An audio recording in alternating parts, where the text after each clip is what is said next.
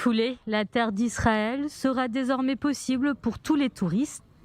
Nous constatons une baisse constante des données de morbidité, donc il est temps d'ouvrir progressivement ce que nous avons été les premiers au monde à fermer. Réouverture totale prévue le 1er mars.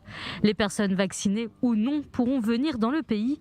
Seule condition, effectuer un test PCR avant le décollage et après l'atterrissage.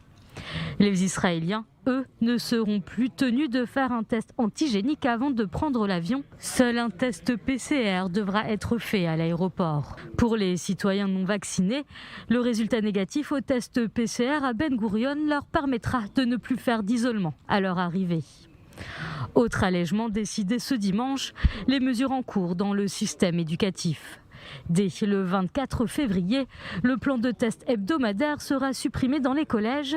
Les élèves de primaire devront attendre le 10 mars. D'autres mesures devraient voir le jour d'ici un mois et demi. Le masque pourrait bel et bien être un lointain souvenir. Seule réserve que le taux de morbidité continue de diminuer.